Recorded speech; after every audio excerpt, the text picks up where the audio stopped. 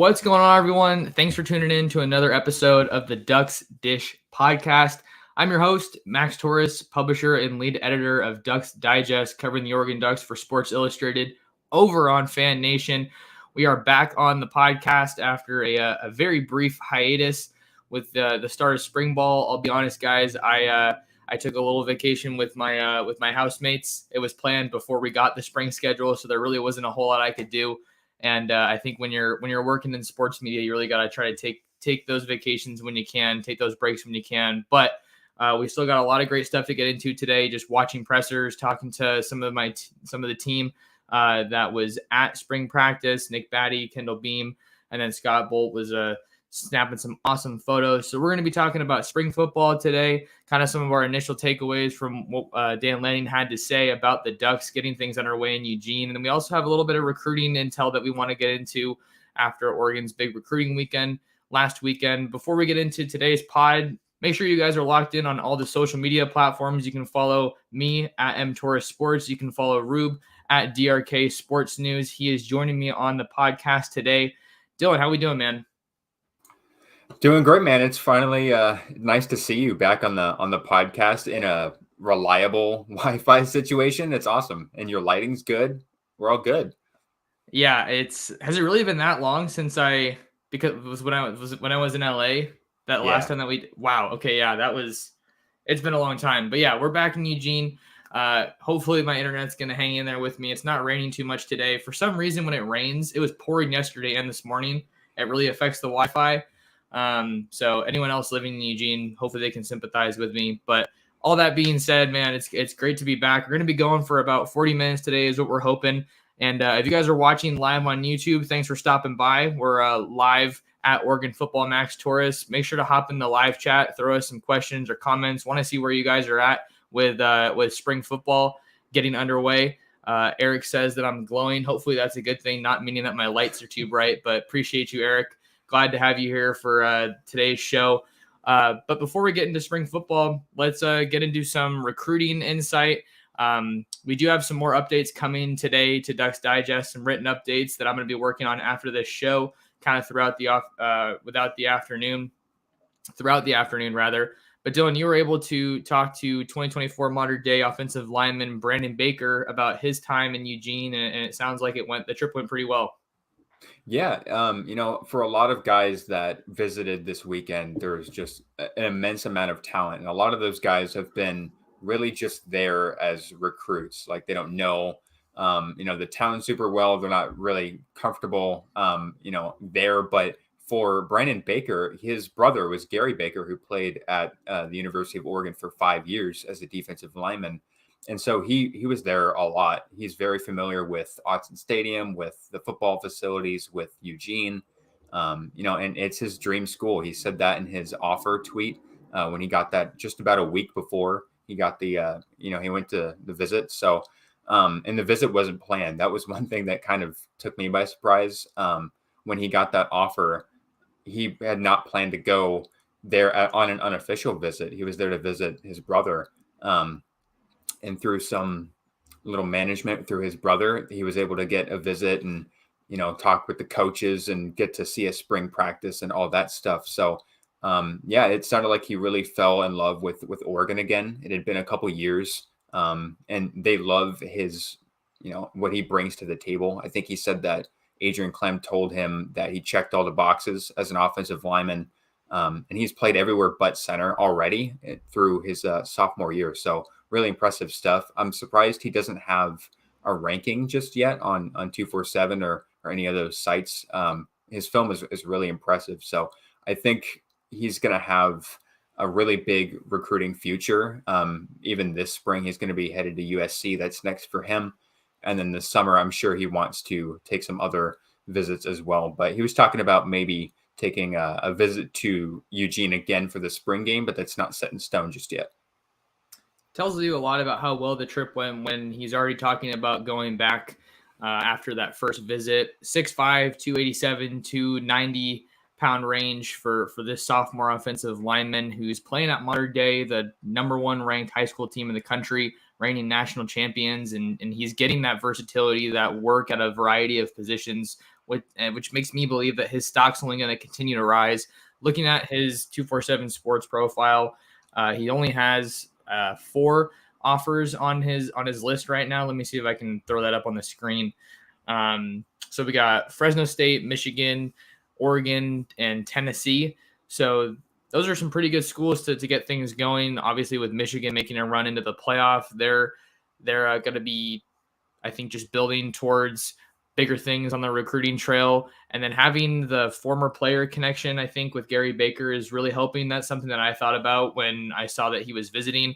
Not only is Lanning building those relationships with former players, he's bringing them in to come by campus, to talk to the team, to talk to recruits, because those guys can pitch the team just about better than anybody else, that except for current coaches and players that are on the roster. But seeing that Gary Baker was able to get this visit set up is definitely a good thing. And you figure that the Ducks want to keep that modern day pipeline flowing. Jalen Davies just transferred to UCLA. That's a new update that we got yesterday that I kind of forgot about until just now when I was talking about modern day. So Davies is going to be going to UCLA, and the Ducks play UCLA at home in Autzen. I believe it's October 22nd or 25th. I can't remember the date right off the top of my head, but it's later in October. But we'll see if he can break through. I know we were talking, Dylan, about how a lot of their their secondary had left last year. So sounds like it's really just good things from Baker to start things off. And then USC, seeing that they're lurking with them so close up the road, with Raleek Brown going there, CJ Williams going there from the 2022 class. I wouldn't be surprised if this ends up being an Oregon USC battle, but way too early to call. But it's important for him to get out to USC just because Lincoln Riley looks like he's ramping things up on the trail and really looking to build off the guys, the connections that they have in the Southern California area with those schools. Yeah, and I think one thing that was really cool that I got to talk to Brandon about was some advice that he got from his brother about, being on the recruiting trail and getting this, attention now. And because Gary went through it as well, got a lot of offers, being a really solid defensive lineman as well. And so he was just saying, like, take it slow. You're obviously really young. You're going to get a lot more offers. You don't have to rush into things. And, of course, he only has a couple offers now, but like we said, he's a sophomore. And, by the end of next year, he could be, a 4 or 5 star guy. Who knows? And so I think the future is super bright for him, just having that versatility at such a young age on such, a successful team like Mater Dei. It only speaks to his talent, just raw talent. And he's only going to get bigger and stronger as he, continues to work with such a, established coaching staff at Mater Dei.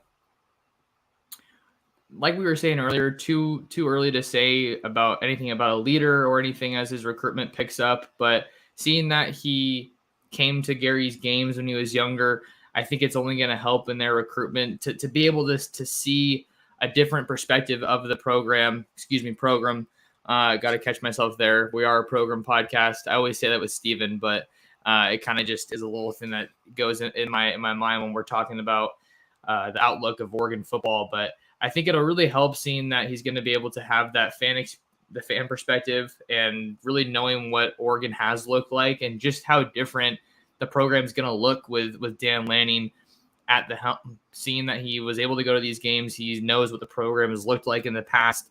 And I think that he can really, maybe better than some other recruits, kind of what I'm getting at, just understand how this program is being shifted, what changes Lanning wants to make. And you asked him about what the atmosphere was like at practice and what it was like to see the coaches in action after getting starting to build those relationships. Yeah, he said that everybody was bought in. Everybody was following Dan Lanning's lead, like not just the players, but the coaches as well. And he said that, everybody was just bought into the vision that Dan Lanning had. And I think I've heard that a lot when I've talked to recruits that have visited and gotten to talk with Dan Lanning one-on-one. It's just everybody's already bought in, and we're only 2 spring practices in.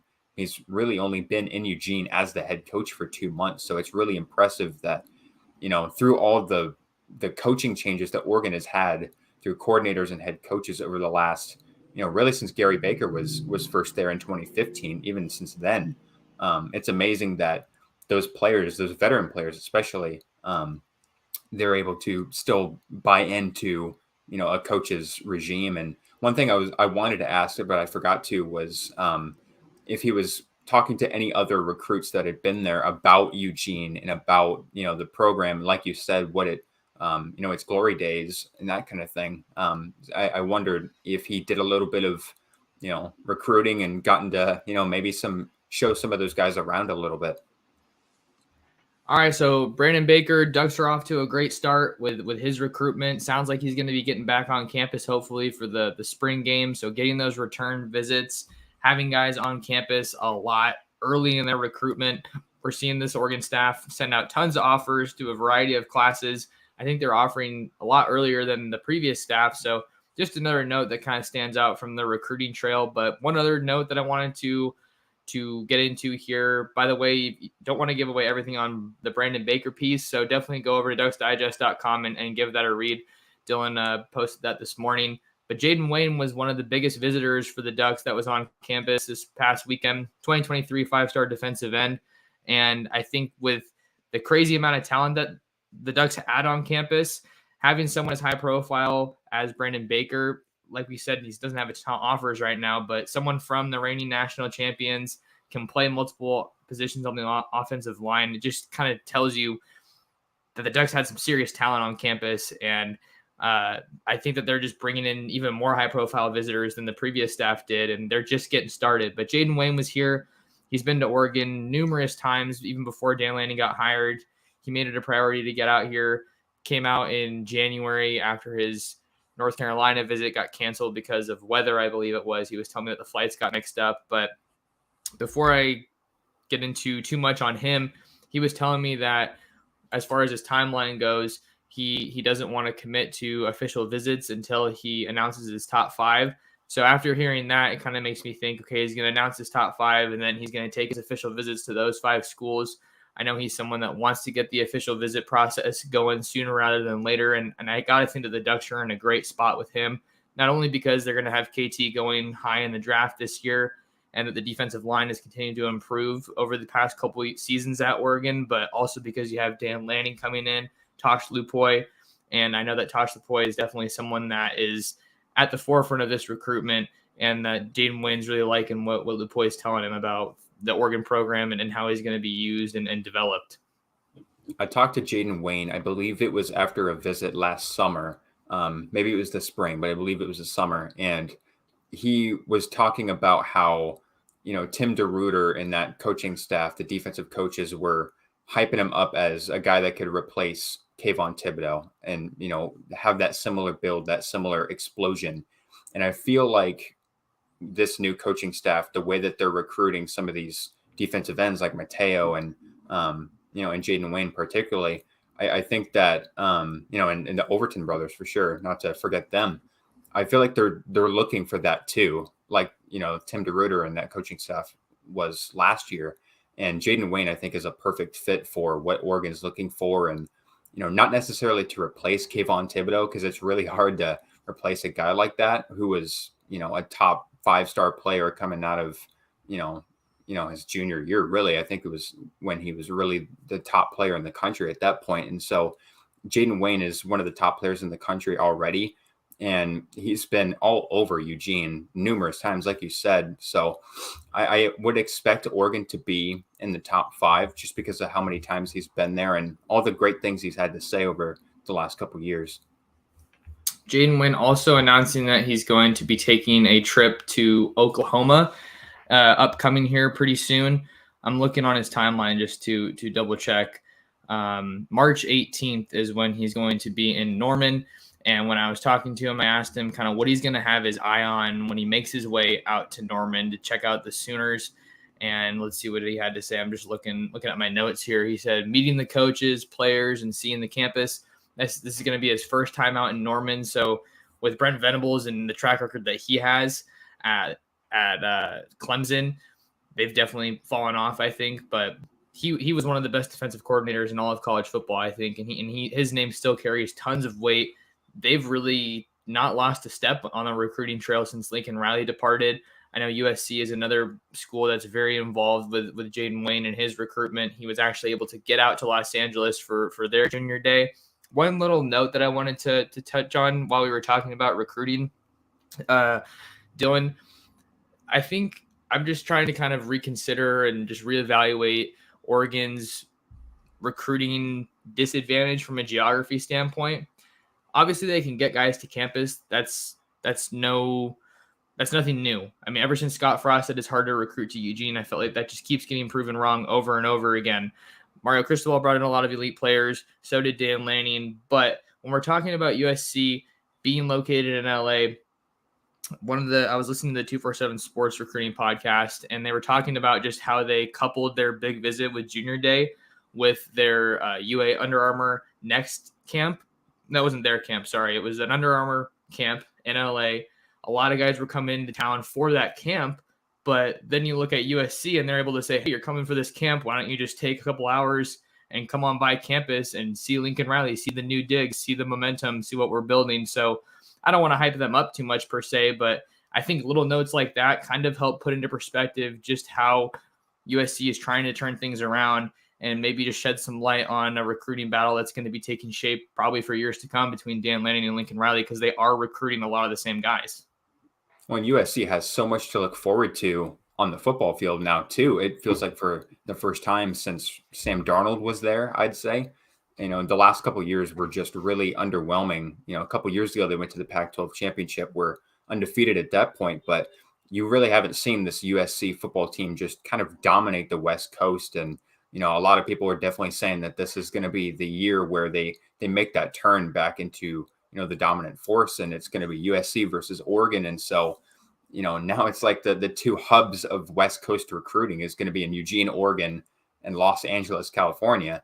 And it's just crazy that's, those two hubs are going to be fighting for a lot of the top guys across the country. And, it's hard to beat what Oregon just brought into into town this weekend with all those 5-star guys and, the 4-star guys, and just from head to toe, there were so many guys who can make an impact on an elite program. And so Jaden Wayne, I know, is being recruited heavily by Alabama too. That's one you can't sleep on. I think I've read by a couple of sites that they're one of the favorites, if not the favorite. So if I had to guess right now, I'd probably say a top 3, just what I've read. I haven't talked to him for a bit, so I'm sure you'd probably know a little bit more, but I'd say Oregon, USC, and Alabama are a comfortable top 3, just based on how many times he's visited, what he said about them, and just the direction of those programs. I feel like, he's got a million offers, but I feel like those are kind of the top fits and the top, just based on the amount of times he's been there and what he said about him. Jaden Wayne, no doubt one of the top targets for Dan Lanning and this Oregon staff in 2023. He also took a visit out to Miami recently, I think for their Junior Day or Elite Prospect Day. I can't remember what it was called, but we know that Mario Cristobal built a good relationship with Jaden Wayne when he was here at Oregon, so no surprise to see him pick that back up and get Wayne out to Miami. But I'm going to have more on Jaden Wayne and his visit to Oregon later, depending on when you guys are listening to this. I'm going to try to post it pretty much right after we get off of YouTube here, but I'll have more on Ducks Digest on that visit with Jaden Wayne, so make sure you keep an eye out for that. Another guy I recently talked to was 2023 Rainier Beach cornerback Caleb Presley, who's got offers as well from all across the country.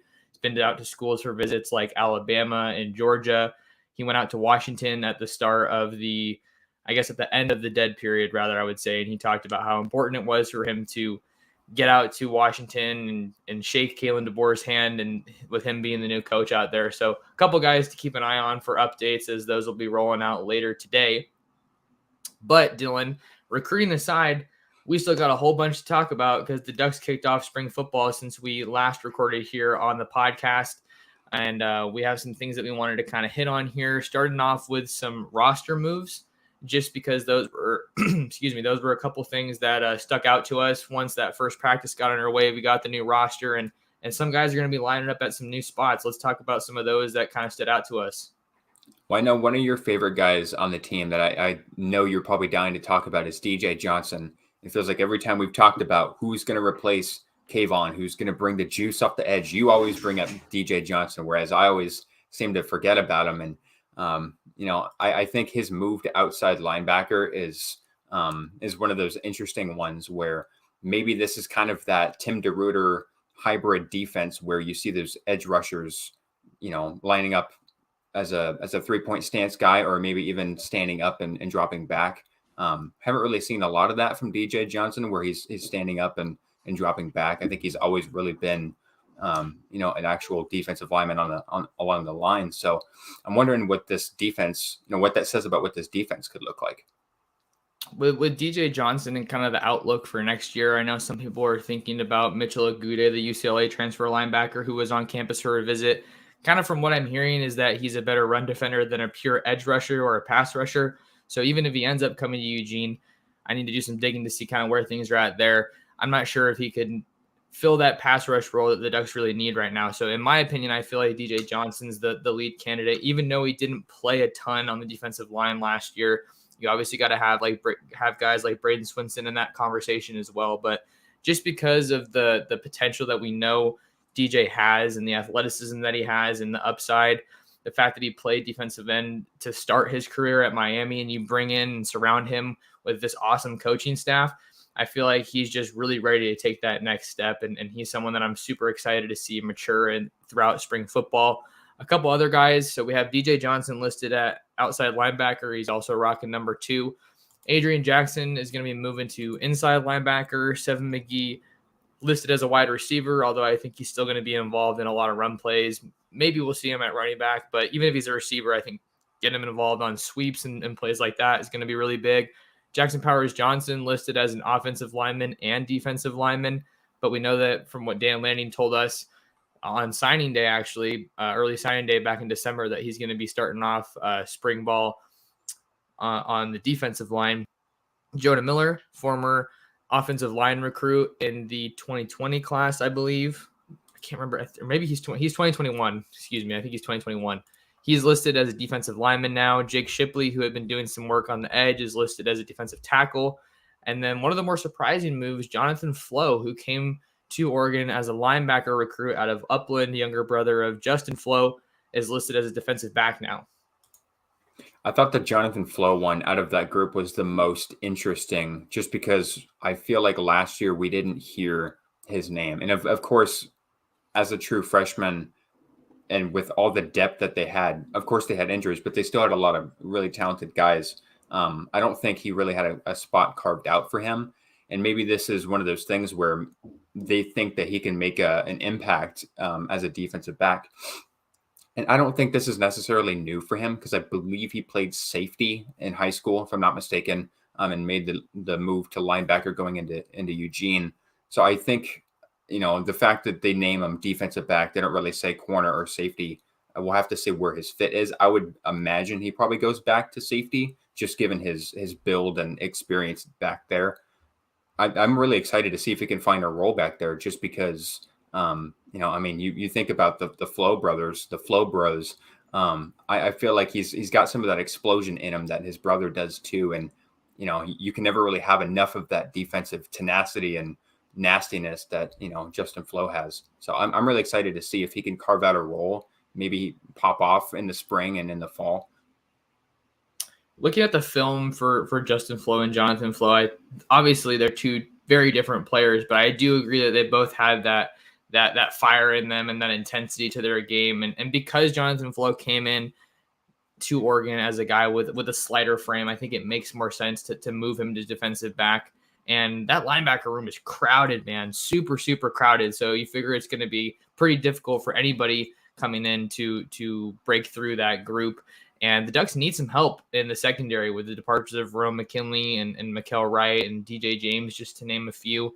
And I think that would kind of serve as a nice segue to our next guy that we want to talk about, and that's Jeffrey Bossa. I'm super, super excited about him, very, very high on him and his potential in this Oregon defense, especially with Lanning coming in and just being a guy that I think can really maximize the versatility. I think that's what's got me so excited about Lanning in this defense, is that there's kind of some guys that weren't necessarily tweeners, but I think that they flashed in a lot of different positions. I know that we saw Bennett Williams in that star position last year. You see him being the most experienced safety that's returning here, but I think that star position was kind of a little bit like a safety linebacker hybrid role. And with Jeff Bossa and the need at safety, I kind of figured that maybe it would make sense to move him back to safety, but after seeing that roster, I think Lanning's kind of doubling down on the confidence that he has in him as a linebacker that is carried over from that last staff, because he's somebody that can run, which we already know from his high school days, being a guy who was on the special teams units as a returner. He ran track out in Utah as a high school guy, and he certainly displayed the physicality that you need for a linebacker. And I think that today's modern version of a really successful linebacker looks quite different than it did, even 5 years ago. And the versatility that Bossa has is only going to be a tremendous asset for whatever kind of a defensive scheme Lanning ultimately rolls out. And I know that's going to be something I'm looking for once we get to once we get to the spring game. I definitely want to touch on that. I need to correct myself. Jonathan Flo was not a safety in high school. He was actually an outside linebacker, one of the top ones in the country. So I had to correct myself there. But Jeffrey Bossa, was, I think, one of the biggest wild cards coming into the Dan Lanning era, just because Mario Cristobal had said, we're going to move him back to safety when he had started, I believe, 7 games, played all 14, with most of those being at linebacker, and played really well. I think there was no defensive freshman that played better than Jeffrey Bossa did and had a bigger impact than he did. And so I felt like he was extremely capable of growing as an inside linebacker, kind of that star position that you were talking about. I feel like if you keep him there, you know what you have for the most part. And there is some depth at safety. I think even if they moved him back there, I think he could probably still carve a spot given his experience and speed and physicality. But I like his fit at linebacker. I like the confidence that Dan Lanning has in him as a linebacker. He said that he's a guy that, you just need a guy who can run as a linebacker. You need those guys, no matter if it's a Sam backer, Mike backer, Will backer. It really doesn't matter. You just need guys that can run. And Jeffrey Bossa having that experience as a track guy and even as a defensive back, that's just a perfect fit. And I think he's going to keep growing physically and, keep putting on muscle and turn into, a true Mike backer or Will backer, whatever you want to call that. Dan Lanning was saying there's no such thing anymore, but just having that speed, having that physicality, and the nose for the football that he has as a safety turning into a linebacker, I think that's, a really seamless transition.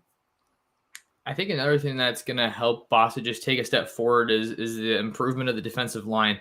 I think that this defensive line, even though it has a lot of returning depth, and I think they added to that depth through the transfer portal, and then these other guys that we're seeing like Sir Mells and Ben Roberts that are going to be arriving in the summer along the defensive line, they need to prove that they can rush the passer. But there's a lot of really big bodies, and I think that's going to help them plug those holes in the run game and in the pass game. We heard from a lot of these other guys on the Oregon team last year how Bossa just kept looking more comfortable and finding his fit in the defense, shooting the right holes. And we already know that he's probably one of the best linebackers in coverage right now because of his smaller frame coming in as a defensive back. And that's going to be something that he can use to his advantage here. But that's one of the biggest things that I'm going to be looking for from this defense from the start of spring football to maybe the spring game. You never want to see a quarterback getting hit, and I don't think that'll be the case really in the spring game. Obviously, you want to keep those guys upright and keep them protected, but just get through the line and get that pass rush and hopefully get some sacks, because even with Kayvon Thibodeau last year, I don't think he was super consistent himself, and I think that's probably going to be part of the reason we see him fall a little bit in the draft, and I feel like Hutchinson might be taking over him. But as far as this year's group goes, I'm super excited about Jeff Bossa and kind of the potential that he presents for that linebacker group. And we also had another injury update that we wanted to get into with that linebacker group. Dylan, we were talking about Jonathan Flo earlier. What are we hearing coming out of spring ball about the older Flo, Justin? Yeah, so he's out there on the field, but I don't think he's necessarily ready to go necessarily. Dan Lanning said that they're continuing to assess it. It's not really that something that they've been able to put a timeline on. So it's been about 6 months since that injury. You think about right before the Ohio State game, back in early September. So I'm wondering, once they kind of ramp into this 11-on-11 stuff and you get closer to the spring game, now that they have a 2-week break, I think that's going to do wonders for his health. But I'm wondering where exactly he's at in terms of getting back to full health. Like, it's been 6 months. We don't know exactly what the injury was. We just know it was a leg injury, I believe. 2 years in a row now, a season-ending leg injury. And so I'm wondering where he's at physically, just because it's been 2 years in a row, and you have to go through rehab year after year now. And so I feel like there's still a spot carved out for him, for his talent, for his caliber. I think he's got a spot locked up at inside linebacker next to Noah Sewell, but we saw what he could do against Fresno State, and in the spring game last year even. I'm wondering if he'd be ready to go if the spring game was, say, 2 weeks from now. I remember seeing him take the field or go out in Columbus with the team in a boot, so that lends itself to maybe a leg or foot injury of some sort. We never get a whole bunch of specifics when it comes to injury news, and I know a lot of teams, their coaches just completely decline to comment on injury news. They'll be saying, we'll keep that in-house, or we'll release it closer to the game, kickoff. So really, I feel like any injury news we get is great, because a lot of times you just don't get that from coaches, but also to be taken with a grain of salt. Not to say that we should be distrustful of anybody, but you can understand why it would be in a coach's best interest to kind of keep his cards closer to the vest when it comes to injury news like that. But Flo's definitely got a role carved out for him. A lot of people are hoping that he can stay healthy to go next to Noah. We really saw that potential after so much anticipation in just one half of football against Fresno State, him running around the field. I remember in the spring game, he was keeping pace with Devin Williams and banging his head left and right. That was super cool to watch. Just the energy that he has is super infectious, and that's going to benefit any defense. But I know one of the questions that was getting asked was how does Ty look in practice? I haven't gotten to see him in practice, and I know that the access that we have gotten so far is just about 20 minutes at the beginning of practice. So we aren't able to glean a whole lot right now, but as far as the quarterback battle, that's going to be one of the biggest question marks throughout the entirety of spring football. And what Lanning has been able to say about the quarterback group has been pretty surface level, nothing groundbreaking, Dylan, but still worth a mention just so we can share with you guys, the audience, what information we are getting. He was saying that it's a very mature group. He likes what they have right now. And let's see, what else was he saying? He was also talking about just how it's going to be a really collaborative effort, and that they're going to be working with each other to share what they're seeing and kind of what's working and what's not. And another interesting note, Dylan, that we got was, I don't know if it was asked specifically about the quarterbacks. It might have been, but it was about just the feedback that players are getting as far as how the coaching staff is managing that, where they stand in the depth chart, how everything is going with them. And Lanning was telling us that it's going to be constant feedback during practice, after practice, in between meetings, during games. So you like to hear that. Pretty much an expected answer, but you want to be transparent. And I think that's something that you want to establish early. And it's key to have trust with guys, because it's a pretty loaded roster. There's going to be numerous position battles throughout this spring and fall camp. And guys want to know that competition is going to be where they thrive, but that they still have an opportunity to get what's theirs and carve out a role. Lanning said, I believe it was during the National Signing Day. I'm not 100% sure which one it was, but earlier in the in the off season, that competition breeds excellence. That was one thing that kind of stood out when he was asked about the quarterbacks. And I feel like what they're doing, bringing in Bo Nix, is kind of paying off, just in the sense that he has that experience and he's able to share that with, Ty Thompson and Jay Butterfield. And from their perspective, they're able to share, the Oregon vibe. Jay Butterfield's been there for a couple of years, Ty Thompson for a year, just getting used to the program and the teammates. And, I guess the practice isn't necessarily something you can really teach them, just because it's a new coaching staff. I think everybody's getting used to that at the same time. But in terms of, Bo Nix is 3 years at Auburn, that he's got, a lot of really solid experience going up against usually a really talented, stout defense that Auburn had every day in practice. So I think so far it's so far so good.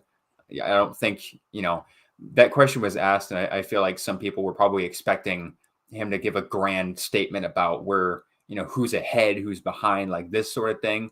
And you're just probably not going to hear that up until, not even probably late fall camp, close to the Georgia game. Yeah, one of the questions that was asked in the chat earlier, sorry, I couldn't find it. We got Justin's comment here saying that this chat's popping, and it definitely is. So it can get a little hard to keep track of comments. But one of the ones I remember seeing was, I think the question was, do we expect any position battles or starters to be announced by the time spring football is over? And I'd say I'd probably doubt it. Aside from the offensive line, I can't see any position group being too locked down right now, just because of the wealth of returning experience that they have. Since George Moore is gone, you figure the two guys that are primed to step into a bigger role are Stephen Jones and Dawson Jaramillo, with how they were used last year as the heavy rotational guys. And then I think TJ Bass is probably going to get kicked out to left tackle after spending much of his time at Oregon as a guard, just because of how well he did last year when he did have to move out to left tackle. But that's the only position group that I can see right now, at least, having a pretty decent amount of certainty. And then you also have to look at the running backs with Cardwell. I think a lot of people are quick to give Cardwell the benefit of the doubt as far as being the lead guy. And I'm fully confident that he is every bit capable of doing that. But this spring is really going to serve as an opportunity for some of these younger guys that we haven't seen too much of. Sean Dollars, who hasn't had the best injury luck, but that was his only major injury. And he was also behind Travis Dye and CJ Verdell. So Sean Dollars has a huge opportunity to step forward, especially if Seven McGee is going to end up working primarily at wide receiver. And then Aaron Smith, a former walk-on. Jordan James isn't with the team right now, but especially if Seven is going to be working primarily at receiver, then I think that it's going to be a great opportunity this spring for Cardwell to continue evolving, and then for Sean Dollars to really show, hey, I've recovered from this injury, and I'm not here to mess around. I'm gonna give this running back battle my best shot. Well, you just said it right there a second ago that, Jordan James, a guy like him, he's not in Eugene yet. And a lot of that 2022 class isn't in Eugene yet. I think that's a huge reason why, they can't and shouldn't make any final decisions on who's going to start where necessarily. Just because you look at like a linebacker, Devin Jackson, Harrison Taggart, those guys are going to be in there in the fall. The secondary, Jaleel Tucker, Jaleel Florence, Trajan Williams, those guys are going to be coming down, in the fall too. So, and then you factor in the defensive line. Taki is probably going to be coming in the fall. Ben Roberts, Ramels, Jordan Riley. So there's still a lot of guys that they don't know what they're going to look like with the team yet. They have to get them acclimated as well. And so that's a whole other battle right there. So I'm really curious, how they kind of navigate the, who looks better than who right now. Because obviously they're giving that feedback. They're, they're in the meeting rooms and in the film room and working through, who's standing out and who's not. And I think that you have to keep in mind, if you're the coaching staff, you still have a lot of guys that are going to be coming in the fall that have to get up to speed. And so I think that's going to be a really difficult challenge, just with how much talent is going to be coming in from the transfer portal and, through the recruiting trail. And you almost wish that you had more guys coming in the spring, just so you can get a head start on that. Yeah, I'm anxious to get out to the practice field myself. The next practice isn't until later this month to see which transfer guys are actually here, because Sam Taimani is listed on the roster. Jordan Riley isn't listed right now. And this is why I wish I was here when spring ball started, so I could confirm myself, which guys are actually here to start off spring ball. But we'll try to get those updates out to you as soon as we can. As far as other injury news, I think we saw and heard that Popo is in a sling right now, because I think you were trying to ask that in the last press conference while I was out of town. And I think some of the offensive linemen were a little bit limited during the first week of spring ball. Some guys that got asked about specifically were Alex Forsyth, Marcus Harper II, and Jonathan Dennis. Obviously, Forsyth to face the offensive line, I believe, in my opinion, with him being the center. But Marcus Harper and Jonathan Dennis were some guys that were held in very high regard by the previous offensive line staff, and they looked like they would have an opportunity to break through if this group wasn't so veteran. Yeah, from our Nick Batty, it sounded like Alex Forsyth was not participating in the individual drills. It sounded like he was still around, but wasn't participating. So hopefully that's just a precautionary thing. I think these 2 weeks will do him some good, as well as Marcus Harper and Jonathan Dennis. It sounded like what Dan Lanning said about those three, that he was just hopeful that those three were going to be back. Didn't really have a timetable for them or for Popo, but he did say he's still in rehab because I believe he had shoulder surgery, if I'm not mistaken, before or shortly after the Alamo Bowl. Okay, because I remember that Popo was kind of a little bit of a late scratch for the Alamo Bowl, but a lot of Oregon fans were happy when he announced that he was going to be coming back for a year, and he just continues to evolve his game, and I believe he earned some kind of conference honors last year. I just can't remember off the top of my head. But as far as Forsyth, Harper, and Dennis, this is Dan Lanning's exact quote. I think we'll get a lot of these guys back relatively soon. It's certainly impacted, but it's certainly impacted. But what it's allowed us to do is to work other people at those positions and continue to improve. So that's what we have in our. I wanted to get a pod up here to kind of hit on some important points as we get spring ball underway here in Eugene. Another update is that we got from Lanning is that it doesn't look like there's a plan in place right now to get out to Portland for a spring practice. So that's kind of a bummer with so many Duck fans out there in Portland. But who knows? With so much time before the next practice, with finals this week and then spring break next week, a lot can change. But that's kind of what we have in this one. Dylan, is there anything else that you wanted to add before we got out of here that you feel like we didn't get to touch on? I think one thing that I'm really excited about with this team and this spring is to see the wide receivers. I feel like that was a question I was hoping to ask in the last one, just because it looks like Dante Thornton has put on some good muscle from the photos that I saw from Scott. It looked like he's beefed up a little bit. And somebody made a comment on our Ducks Digest Twitter about that. And, he had the hashtag unleash the skinnies. And he's not so skinny anymore. He's got some muscle on him now. So I'm really excited to see, the evolution of the Oregon wide receivers. I'm looking forward to asking that in a couple weeks. Certainly critical for this offense that Kenny Dillingham is going to be installing for the wide receivers to continue evolving. Chris Hudson, Dante, and Troy Franklin are some of the biggest names to watch there. Isaiah Crocker as well is someone that I think flew a little bit under the radar because he didn't play a lot of last season when the Ducks had their full roster healthy. But I'm excited to see how the receivers do without a doubt. And guys, that'll do it for this episode of the pod. If you guys want to follow Dylan on Twitter, you can do that at DRK Sports News. Follow me at mtorres sports. Kindly ask that you do us a favor, subscribe to the YouTube channel, hit that like button, and hit the notification bell so that you don't miss out on future live shows. Kind of just running through what we're plugging here. And then if you want to ask a question, obviously we have the comments here, but we can also email us at the ducksdishpodcast@gmail.com. I just got that email created, and then you can also follow us on Twitter at DucksDish. But that'll do it for us on this episode of the podcast. Thank you guys so much for tuning in, listening, however you guys are joining us. We really appreciate your support. Thanks to Rube for hopping on, and we will see you guys in the next episode. Take care.